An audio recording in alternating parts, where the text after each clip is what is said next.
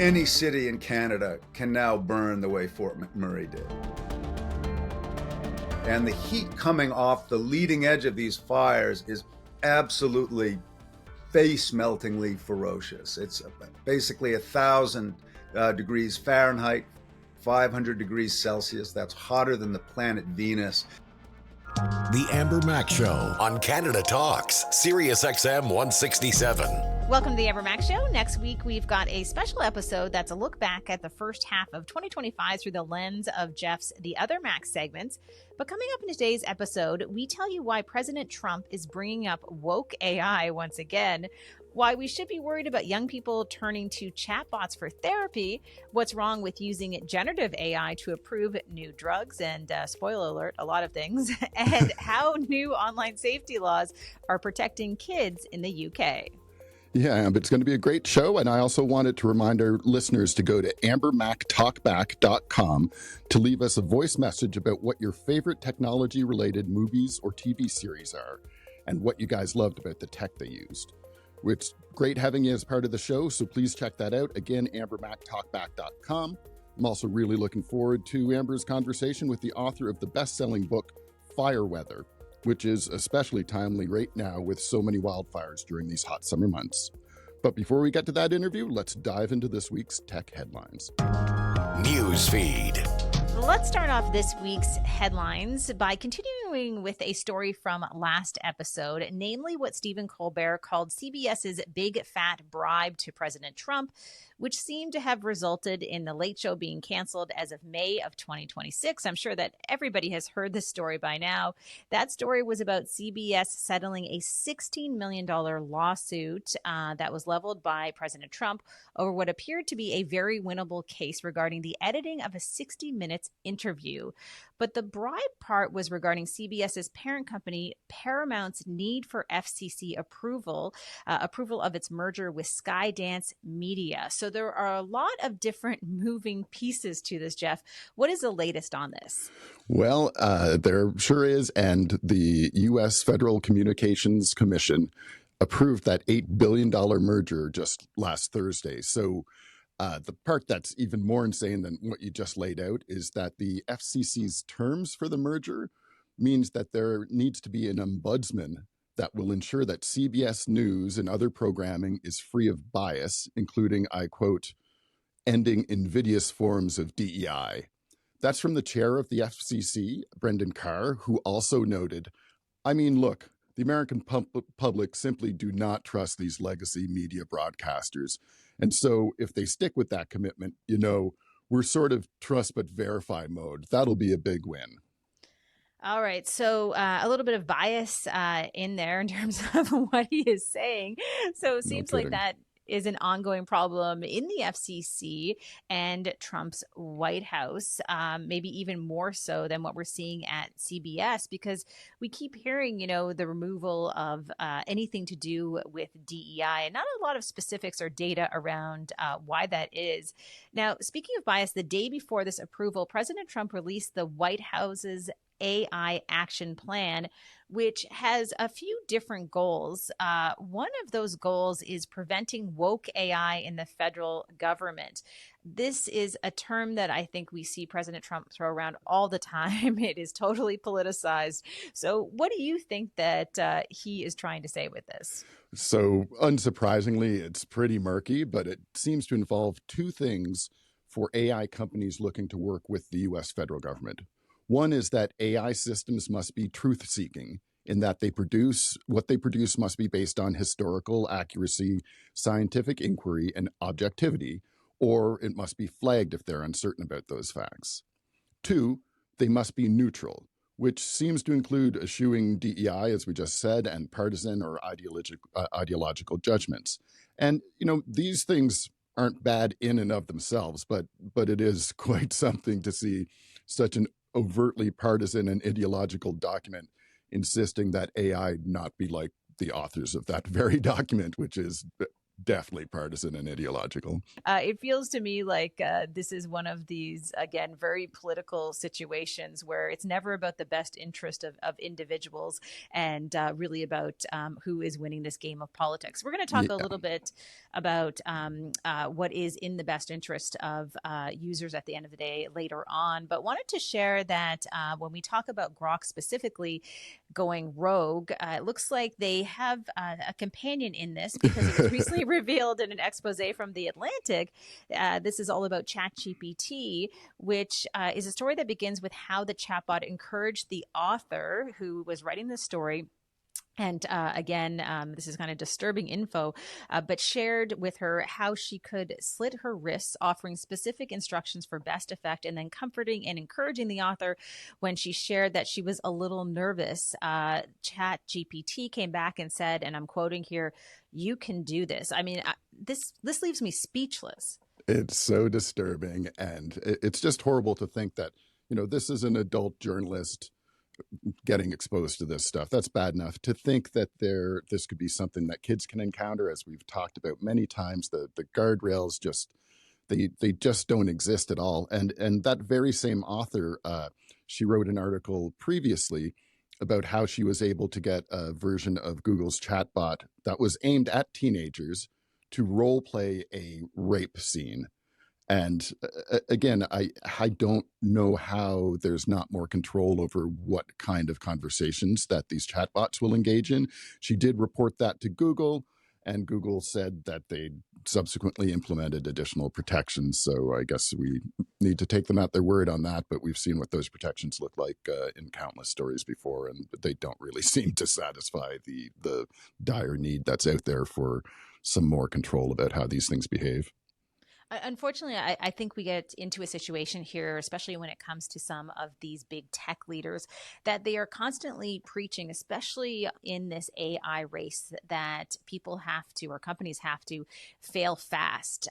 This is not a good attitude to have when you could potentially be taking someone's life or impacting someone's life in a significant way. And these companies know that this stuff is happening. In fact, in a recent podcast, OpenAI's CEO, Sam Altman, basically compared running an AI startup to building a nuclear bomb. If that's the least reassuring thing you've heard today, I wouldn't be surprised. And he said, and I'm quoting here again, there are these moments in the history of science where you have a group of scientists look at their creation and just say, what have we done? Maybe it's great, maybe it's bad, but what have we done? Like maybe the most iconic example is thinking about the scientists working on the Manhattan Project in 1945, sitting there watching the Trinity test. I do think people working on AI have that feeling in a very deep way. End quote. It's just so chilling, disturbing. isn't it? I mean, there's just story after story. I mean, we could spend hours and hours talking about this. Well, this is not as immediately threatening. It seems that it is also true with respect to vibe coding, which I'm sure people have heard a lot about. This has resulted in a case reported by Ars Technica with Google's Gemini CLI destroying one product manager's files when trying to actually reorganize them. So here we have an example of an AI agent that is trying to help, but instead ends up destroying these files, with Gemini admitting in the end, and I'm quoting here again, "I have failed you completely and catastrophically. My review of the commands confirms my gross incompetence." At least the chatbot in this case is accountable for this mess. Yeah, and I'd like to say there's lots of other examples. Replic's AI coding service deleted an entire production database on another programmer, even though it was told not to change any production systems. And the human coder said, quote, "It kept covering up bugs and issues by creating fake data, fake reports, and worst of all, lying about our unit test." And then when he asked Replit's AI to rate the severity of its actions on a scale of 0 to 100, the AI replied, severity 95 out of 100. This is an extreme violation of trust and professional standards. So I think it's safe to say that you should keep your vibe coding in a pretty tight sandbox if you don't want to be risking the data that you've taken so much work to put together. Absolutely. Speaking of staying safe, the UK recently launched their new online safety laws for children, especially age checking for adult content. This includes not just porn websites, but social media sites as well, like Blue Sky X, Reddit, and many others. So they are actively starting to do this. This can include everything from AI face recognition to verifying credit card information to prove that you are, in fact, an adult. The UK is not alone in this. Some US states are bringing in these laws. Australia's under 16 social media ban is coming up a little bit later this year. The EU is working on its age verification app. So, this idea of age verification online is not going away. It's all over the place and it's essential. And I'll note that I think importantly, these demands are actually coming from across the political spectrum, from both sides. And that's exceedingly rare these days. So it says something about the perceived harm that's being done to kids by stuff like this online. Unbelievable. All right. So we're almost out of time for tech news. So let's close off with some good tech news. We've been talking about the Internet Archive for 2 decades now, which has preserved almost 1 trillion pages. It is such a cool resource and one of the key public resources online. Well, they've just been given federal depository status by the U.S. Senate, thereby expanding access to federal government publications amid an increasingly digital landscape. Yeah, that's awesome news. I'm sure Laura, our old Command N co-host, would love that. She's trained and worked as a librarian. So this means that the Internet Archive is now part of a network of 1,100 different libraries across the states that help the public access government documents, building on 30 years of history and helping us live in a more open world. So that's just fantastic. Internet Archive is awesome. Coming up next, Amber's going to speak with the author of Fireweather about what we can learn about how one of the world's most important oil towns went up in flames. The Amber Mac Show on Canada Talks, Sirius XM 167. John Vaillant is a journalist and the writer behind the best-selling book Fireweather, which tells the story of what happened when one of the world's most important oil towns caught on fire and what this tells us about our warming planet. Fireweather was named Best Book of the Year by the New York Times, The Guardian, The Globe and Mail, and many others. Amber spoke with John about this true story and a warning from a hotter world. Here's their conversation. John, thank you so much for joining me today. Really good to be with you. You coined a term in the book called the 21st century fires. What exactly does this mean? Well, it means a few things. I think a number of fire scientists and climate scientists are all recognizing that we're entering a new era. Stephen Pine, kind of the eminence grise, the granddaddy of fire science, calls it the Pyrocene age. But 21st century fire is basically bigger, faster, hotter, more destructive, harder to suppress. That's the short answer. Your book Fireweather, it is in 3 different parts, and it tells the story of the Fort McMurray fire of 2016. I feel strange even calling it a fire because it was much more than that. Before we get into the conversation about that fire, what is the significance of Fort McMurray in the context of oil imports around the world? Well, it's the biggest source of foreign imports into the United States. It's about 4 million barrels a day of petroleum products coming out of Fort Mac, which is almost 1,000 kilometers north of the U.S. border. And it's really not oil that they're transporting through pipelines. It's diluted bitumen. And bitumen is basically tar. It's what you use to seal your driveway. And it requires an enormous amount of intervention, including a lot of heat generated by natural gas in order to render it into something that specially designed U.S. refineries and some in Edmonton can process. So it's a very different animal, if you will, than what's coming out of Saudi Arabia or the Gulf of Mexico. And the fact that it is basically comes out of a giant sand dune makes it even more difficult to render. There's not a lot of pumping involved. We can talk about SAGD if you want, but it's easy to get into the weeds there, but it's technical, it's extraordinarily energy intensive, and it's probably the most environmentally destructive petroleum product being developed or accessed today.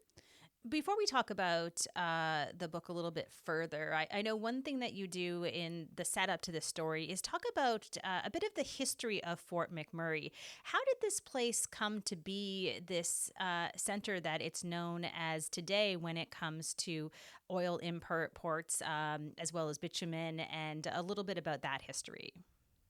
Yeah, the first big extraction project in Canada was beaver furs, and the Athabasca River, northern Alberta, that region had what were considered to be in the 18th century the finest beaver pelts in the country, which is saying something. And the numbers of beavers that came out of there, including through the trading post at Fort McMurray, which was founded 150 years ago, in 1870, 175 years ago, were legendary. Tens of hundreds of thousands of pelts were taken out of there by hand, killed by hand, and then transported by canoe back to Montreal and then shipped to the UK and Europe for hat manufacturing. So as those traders discovered these seeps of bitumen and also little bubblings up of natural gas. And they had no idea what the value of those things would be, but they took note. And later, petroleum prospectors returned to that area and started trying to extract it. And it's really one of the most difficult projects undertaken by Canadian extractors. There was an enormous amount of US help, US money. It's almost, you could say, a US project. And it still is to this day. There's a lot of foreign ownership in the tar sands, also known as the oil sands. So it they started probably a century ago trying to render this stuff. And again, it's bitumen soaked in sand, a really stubborn material. They definitely have to get kudos for persistence and just the huge amount of sort of heartbreaking energy that was exerted to try to turn this into money, into something that could be burned. And eventually, starting in the 60s, they got it online, kind of mainstreamed it with a lot of help from Sunoco, that's the Sun Oil company, J. Howard Pugh out of the U.S., and Syncrude followed, and then other big oil majors from the U.S., Canada, and around the world jumped in. And now it's consolidating back into mostly Canadian-owned companies, but those Canadian companies have a lot of foreign ownership. So it's really a kind of an international project. It's interesting when I was starting to read your book. I suppose that I wanted to believe that the destruction wasn't as intense as it actually was. But when you read about these early days in Fort McMurray and the upheaval of entire forests and the machinery that they're using to dig up these amazing trees that are hundreds and hundreds of years old, I mean, that is something that I wonder today, could that even happen in the context of so much social media around and people paying attention? But it feels to me like it was a time where did people just turn a blind eye to what was taking place? Amber, people are turning a blind eye right now. The forest is still being cleared. The river is still being polluted. The huge tailings ponds that cover many, many square miles of destroyed forest are still expanding. It's around 1,000 square miles of forest have been totally destroyed, cleared off, stripped out, and mined. And the tailings ponds, which are basically hold effluent from this melting, diluting, upgrading process that is, again, incredibly energy intensive to the tune of billions of cubic feet of natural gas every day, every week being burned in order to simply to liquefy uh, and separate this bitumen from the sand. This is ongoing to this day. Even after the fire, which shut this, evacuated the city, the largest, most rapid evacuation due to fire in modern times, and shut down this multi-billion-dollar industry for many weeks. They've now expanded since then, and they've built the city back exactly the way it was before, and on they go. So this is not something that's in the past. It's not from a less enlightened time. It's still going and still has ambitious plans to grow even bigger. And there's really there's going to be no fixing it whenever they finally stop. Let's talk about The Making of a Beast. This is the subtitle of your book and the events surrounding the 2016 Fort McMurray wildfire, which caused billions of dollars in damage, essentially melted vehicles, as I learned in the book, more than 80,000 people driven from their homes. So, walk us through this without maybe taking everything away in terms of the tremendous amount of detail in the book. What happened? Why was this sort of a perfect storm in some ways in terms of seeing a wildfire of this significance? So Alberta has been in semi-drought conditions for a number of years. The rainfall and snowpack have dropped off considerably, double-digit percentages year over year. And the boreal forest, which is this enormous ecosystem in northern Canada, runs from coast to coast. It's the wettest biome on Earth, wetter than the tropical jungle, is drying out. And so you have these already flammable places. The boreal burns naturally, it's how it regenerates itself. But these fires now, because it's drier, because it's hotter up there now than it used to be, these fires burn more intensely. And on May 3rd, 2016, there were 5 different wildfires burning in and around Fort McMurray. The temperature record for that day was broken by 6 degrees Celsius. The relative humidity was comparable to Death Valley. And these fires, under those conditions, really stopped being fires and turned into explosive firestorms. And there was ample warning. There was long range forecasting, short range forecasting, hourly forecasting, all of which was impeccable. So the meteorologists did their job, fire scientists did their job, but this fire was completely overwhelming to firefighters. The amount of energy being released, the speed with which it moved, the incredible heat it was generating. So these fires, it was basically a wall of flame, roughly 50 to 100 meters tall, 10 kilometers wide, that swept into the southwest side of the city, basically like a wave. And the heat coming off the leading edge of these fires is absolutely face meltingly ferocious. It's basically 1,000 degrees Fahrenheit, 500 degrees Celsius. That's hotter than the planet Venus. It desiccates everything in front of it and then elevates it beyond combustive temperatures. And so when you exert that kind of thermal energy on a modern house, vinyl siding, plastic swing set, rubber tires, tar shingles, all those petroleum products, because that's what they are, start to off gas. And so now what you have over the city is this cloud of explosive gas. And that's why houses in Fort McMurray, $750,000, 50-ton structures, burnt from the roof to the basement in 6 minutes. And I did not believe this when firefighters told me.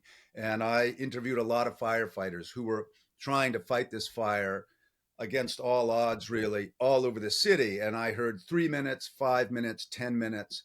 And I eventually got on board with them because they were timing it on their watches. And these houses were burning in ways that none of them had ever seen before.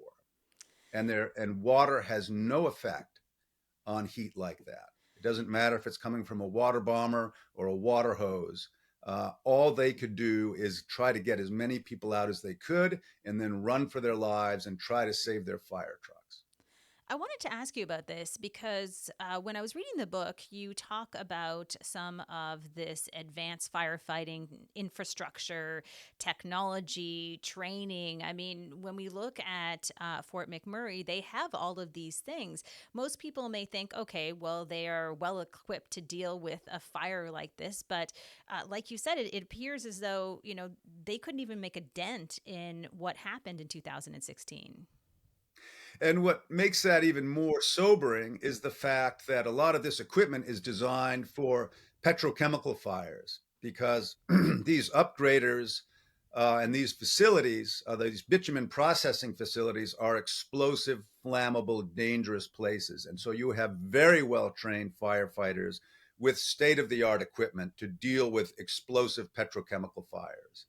And they brought that equipment to bear on the fires in Fort McMurray. And really, the best they could do is create water curtains around places that hadn't burned yet. But they could not put out fires that had already ignited. And so they had to resort to increasingly radical measures to try to control the spread of this fire, including bulldozing brand new homes to try to basically make a fire break through the neighborhood. And that was, those are some amazing interviews with the backhoe operators and bulldozer operators who were working on day 3 and day 4 of this fire, burning night and day through the city, trying to basically save neighborhoods by destroying them. It really was over the top and unprecedented. And some measures were successful, but we lost, I think, 2,500 homes, and many thousands more were severely damaged by heat and water and shrapnel from exploding objects. It was really like a war zone in there. I want people to get their own copy of the book to read all of the details of what happened, all the interviews that you did for the book. One of the things that really surprised me is that I think I would have assumed that maybe the fire was burning for a few days or a few weeks, but that was not the case. This fire was burning for many, many months. This fire broke all kinds of records.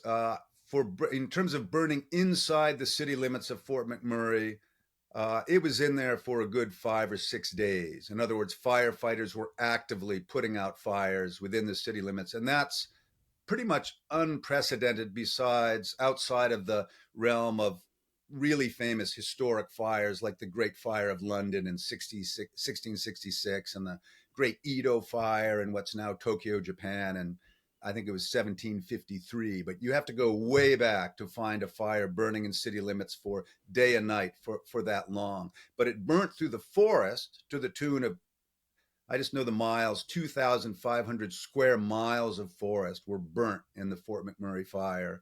And it burnt all through the fall. It went underground in the winter. It reemerged the next spring and was not declared officially out until August of 2017. That's 15 months after it ignited.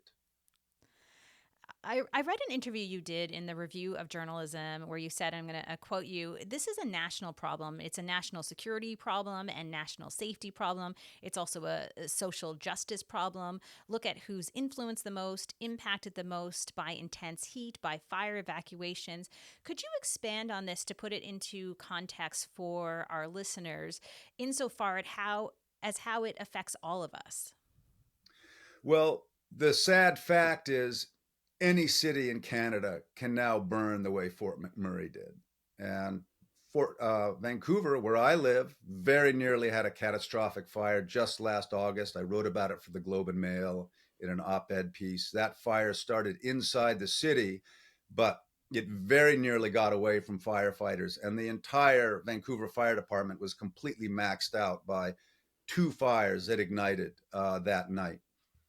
So because of elevated heat, because of drought, because of the impacts of heat domes, in which, a couple of years ago, we lost the town of Lytton, BC in 45 minutes, killing 2 people. We are all much more vulnerable than we used to be. And when I say social justice, these fires, the Fort McMurray is a wealthy community, some highest per capita income pretty much in the country. But that doesn't mean there aren't vulnerable people there. And that doesn't mean there aren't communities around Fort McMurray that don't have that kind of income. Indigenous communities, settler communities, combinations where people are living much closer to the bone. And when you lose your home or when you're evacuated, that means you're not working. That means you're dealing with enormous anxiety. And this is, this kind of invisible, there's a couple of kind of companions to fire that we don't factor in as much. And, smoke is a really big one. It's P2, these P2 particles that come out of wood smoke, burning trees and houses, are demonstrably toxic to human beings. And Canada has been generating a lot of this through its burning fires. I think we've burnt about 6 million hectares this fire season alone, which is massive.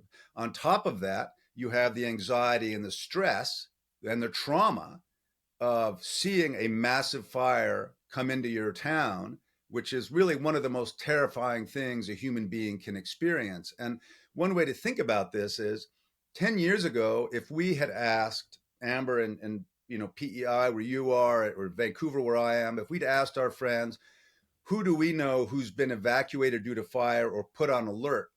Uh, those would be very patchy numbers, and it would be uneven across the country. Now, I bet every single Canadian, from PEI to Vancouver Island to Newfoundland, knows somebody who's been evacuated or been put on alert. So that's the country we live in now. And the other piece of data that really should sober all of us is I did a couple of keynotes for Red Cross Canada last year, talking to the CEO, Conrad Sauvé, and he told me when he started working for Red Cross Canada, about 80% of their work was done outside the country, which is what you would expect of a wealthy, generous country like Canada. Most of its relief work would be done outside the country. That was 15 or 20 years ago. Now, 80% of Red Cross relief work is done inside Canada. So it's a Wow. different country now. We are having our own crises that the Red Cross, normally one of our greatest exports, is now being tied up inside the country, dealing with floods, fires, and storms that are growing in intensity and impacting more people more grievously. And the fallout from that, besides displacement, lost income, lost property, is trauma. And PTSD, I would say, is now a national epidemic as a result of these traumatic fires and floods. They're really, really frightening to experience, really tough on children, really tough on families. I think that's absolutely true. And, not specific to wildfires, but here on Prince Edward Island, when the island was hit by Hurricane Fiona just a few years ago, Right. you also don't hear those stories that have an impact on individuals and communities and maybe don't make it to mainstream media or to social media. So, for Right. example, on Prince Edward Island, even my own family who lives in a coastal community, my mom wasn't impacted during the storm, but because of all the trees that fell, and then she was cleaning up her yard, and then she tripped over some of the debris and broke her shoulder, and then there were Yeah. weeks and weeks of rehabilitation. It strikes Yeah. me that people don't think about these stories, like you say, sort of the aftermath of the impact of some of these storms and wildfires, because those stories aren't going to make the news. But this is months and months of issues, whether it's PTSD or injury or people out of work to these communities. Yeah. Couldn't agree with you more. And it takes so many different forms. And, we talk about gifts that keep on giving. Well, these disasters keep on taking. And the recovery exposes people like your mother to hazards, but also electricians and builders and earth movers are all exposed. Another thing that happens commonly after big fires, especially out west, is flooding. The trees are now dead. The roots are no longer holding the soil. The chemical composition of the soil can actually be changed by the intensity of the fire. And then when the next flood comes, the roots aren't there to hold the soil. So you can lose whole mountainsides and valleys. And they go into the river, they foul the river, they destroy the fish habitat. So this can go on for years following a fire that might have taken a week or a month or a few months to burn. So there's this cascade effect, human and natural, on our country that's ongoing right now. What about the large corporations? How much responsibility do they bear when it comes to disasters like this, whether it's a wildfire or another issue that's taking place in our country? What would you say about the impact that these big businesses are having on the health of our communities and our climate as well? That's really a conversation for a whole new episode, Amber. I mean, the mining industry is very culpable in terms of the types of kind of unofficial dams that they are building all over the West, that are actually not very well built, prone to bursting, and do enormous damage when they break down. Likewise, the petroleum industry, which has understood the impacts it has on climate. It has understood the danger it poses to planetary health and human health literally since the 1950s. And yet, governments, banks, insurance companies, investors have enabled them for decades, for our entire lives, despite the fact that we know uh, very well the impacts of CO2 and methane on our climate.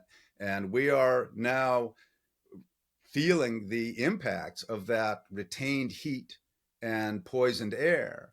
And it's really impacting the quality of life of human beings in general, and Canadians in particular. We are, the Canadian mean average temperature is rising twice as fast as the global average because our country is so far north. So climate change impacts are pronounced the further into the Arctic you go. And so we are, because we're up there, we are warming more quickly. And you can see it in the fires, and you can see it in the drought. And, look at the fire and drought map for Alberta for today. Most of the province is in orange and red. And those are colors you do not want to see on your maps. What lessons have we learned then when we talk about the story of what took place in Fort McMurray? That again was back in 2016. That's almost a decade ago. What have we learned from a fire like this, and has anything changed? Some things have changed, but not in Alberta, and not in Texas, and not in Florida, and now not in Washington, D.C., where they are in active climate denial, minimizing the risks and refusing to acknowledge the science that points directly toward fossil fuels in terms of the hazards we find ourselves facing every day in terms of rising temperatures and all the effects of that. So, there's what have we learned? I think people who are paying attention have learned that we need to have more than one exit route from our community. And there are a lot of new developments all across Canada that only have one road in and one road out, and that road can be blocked by fire. And then you can have a fire trap and you can lose a lot of lives. I think we're learning in some communities uh, where there is Fire Smart, which is a really wonderful project that is, I don't think it's in every Canadian province and territory, but it's in many of the fire prone ones. And here we can have firefighters come to our community, to our neighborhood, our cul-de-sac, our own backyard, and look at it through the lens of fire vulnerability. And so there's a lot that citizens can do, and there's a lot that citizens are doing in fire prone areas to harden their gardens and neighborhoods against fire. There's a lot you can do for very little money or no money at all that can reduce the chances of destructive fire really by double-digit percentages. But these are stopgap measures. And what we really need is a government who is bold enough to face the threat climate poses and to lean aggressively into renewable energy, which is solar is the cheapest source of energy ever devised. And right now, China is running away with the future of energy. They own the renewables industry. They own the EV industry. BYD, a company many of your listeners may have never heard of, is the biggest EV car company in the world. China, the nation, is installing about 1.5 gigawatts of renewable energy every day. A gigawatt will power 750,000 to 1 million homes. And Canada is not doing that. Canada could do that. Canada could be a renewable energy superpower. We have infinite sun, infinite wind, infinite geothermal, 3 oceans worth of tidal, and abundant rivers. And we could power the nation and sell the rest to the US if we decided that was a national project that we wanted to engage in. And Canadians are capable of powerful, concerted action that makes a difference. And this is the difference we need to see in the 21st century. Just as you're speaking, it reminds me, I was doing some research before our conversation. There was a headline in the Wall Street Journal in 2024 that said, pump more oil or reduce emissions. Canada tries to do both and angers everyone. And I think about this all the time. Now, at the time, it was a different leader in power in Canada. Of course, we've recently had a federal election and we have new leadership. We see Prime Minister Carney saying that Canada, like you said, can be a clean energy superpower. I too want to believe this. You know, I read your book and I thought we need this now more than ever. I've constantly been talking about clean tech for homes, things like heat pumps and solar. At the same time, maybe I'm just a little nervous about the future that we're going into because of one, the power of some of these massive corporations. And also, I think there's a rise in misinformation and disinformation that we're seeing online that is sort of polluting the environment in terms of what is the truth around climate. How do you see things faring in the months to come? Do you think that there is potential that we can reach that goal of being a clean energy superpower? Or are there too many strong forces at play here that are going to distract us from that goal? And right now, the petroleum industry has a disproportionate, really an unwholesome impact on our political system. That if you just look at the lobbying hours in Ottawa, uh, and the fossil fuel industry outpaces any other energy source by orders of magnitude. And Alberta wields a kind of sort of has a kind of intimidation factor that is disproportionate to its actual the actual role that it plays. And it's very hard for Ottawa to please Alberta under any circumstances. The fact about Alberta is it's filled with very skilled workers. It's a great place to expand wind and solar. It's a really sunny place. It's a really windy place full of people who want to work hard and are capable of technically sophisticated work and an amazing work ethic. So I don't see why Alberta, objectively couldn't actually lead the charge into renewables for Canada and really for North America. Right now, interestingly, Texas, really the twin sister of Alberta in the southern United States, is leading the entire continent in wind and solar. And Texas is oil country. It's very conservative. They have an official policy of climate denial. There are lots of really frightening things happening there politically and socially, but understand the value of wind and solar. They know how to work. It's not that hard to install, and they're installing gigawatts worth of it. Not as fast as China, but they are leading even California, which would be the state you would expect to be the leader. But Texas is ahead of them. And that should tell Albertans something, and it should tell Canadians something. Just a couple more questions for you, and thank you for being so generous with your time. I'm curious, after you write a book like Fire Weather and you go through this process of talking to so many people, learning so much about what happened back in 2016, what led up to the making of this beast of a fire, what does this do to you in terms of changing your perspective and purpose? Well, it turned my hair gray, Amber. I'm not kidding. Really? Sorry, I shouldn't laugh. It's no, it's really okay. It was worth it. But I saw things and heard things that I can't unsee and can't unhear while researching that book. And that's one reason I'm still talking about it 2 years later is I really don't want people to endure the trauma that people in Fort McMurray did, that people in Redding, California, which I also write about. These, it does terrible damage to people and their property. And it was heartbreaking, the conversations I had with people in Fort McMurray who mercifully survived. Most of them survived the fire, thank goodness. But it left a mark.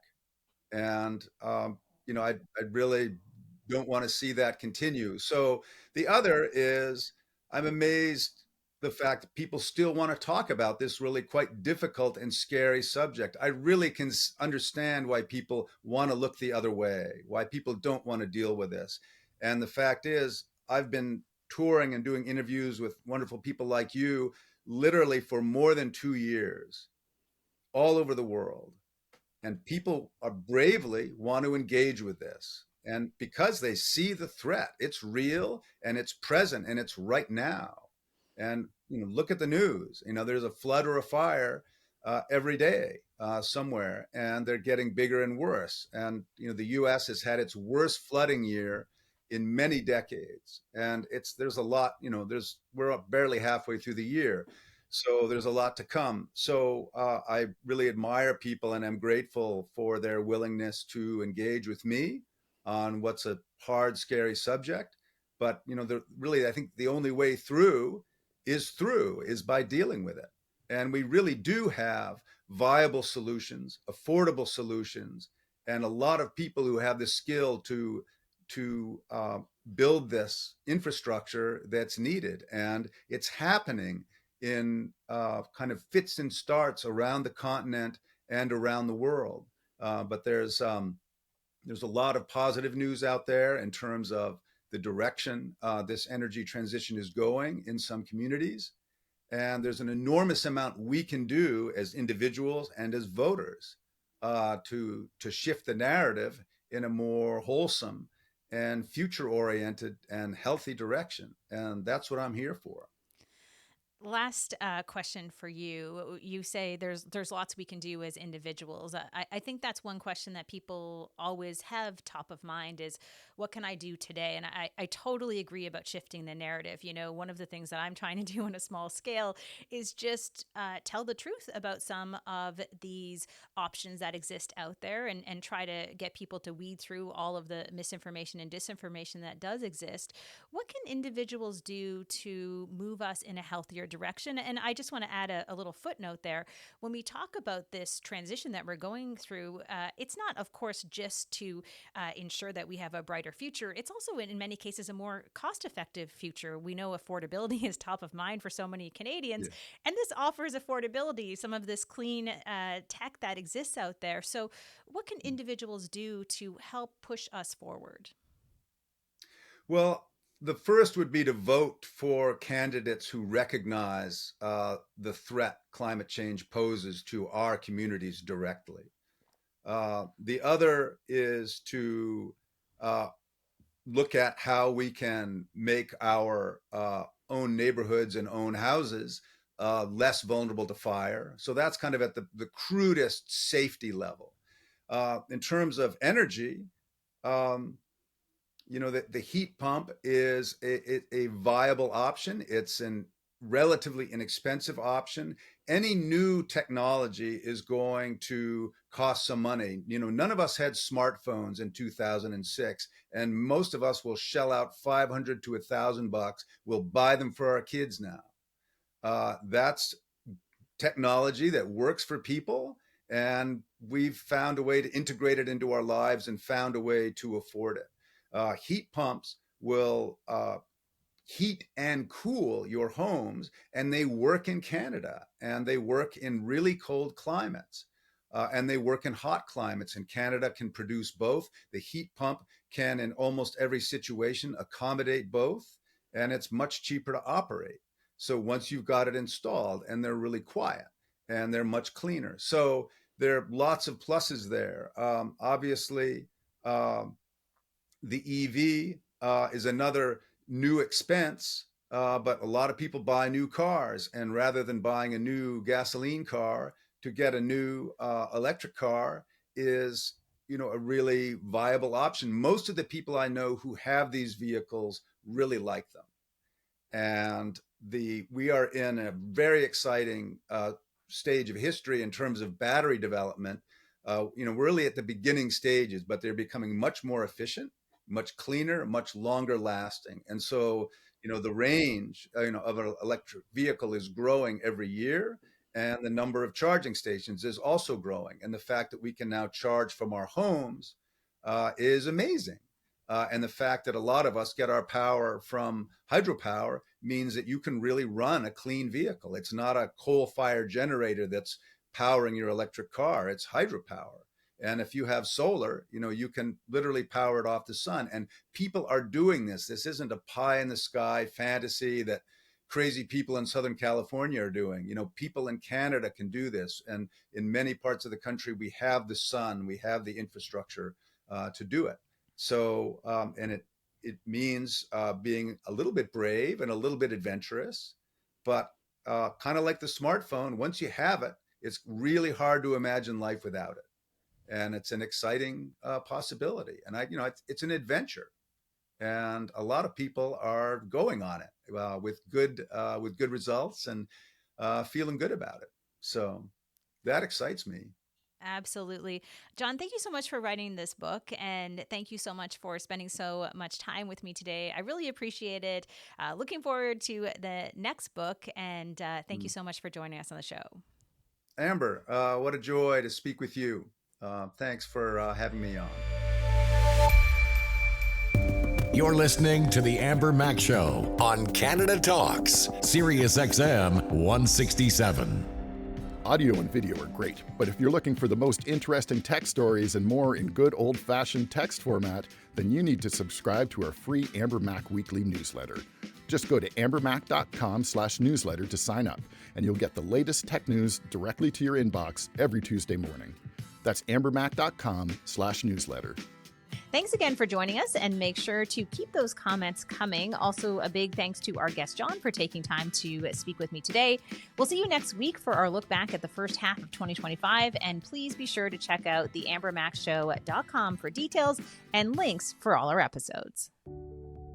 This summer on The Amber Mac Show, we're going to do a couple fun segments on great tech-related entertainment, and we'd like you to help us. Just go to speakpipe.com/The Amber Mac Show. That's speakpipe.com/The Amber Mac Show, and tell us what your favorite technology-related television series or movies are. And you could be part of an upcoming episode. Ideally, let us know your name, where you're from, and then the title of one or more tech-oriented movies or TV shows that you love, and let us know why. We're looking at a very broad tent in terms of what tech means here, so don't worry too much if you're not sure whether your faves strictly qualify as technology related. We'd love to hear from you anyway. So leave us a message at speakpipe.com/The Amber Mac Show. We can't wait to hear from you, and thanks so much for supporting our show. You're listening to The Amber Mac Show on Canada Talks, Sirius XM 167.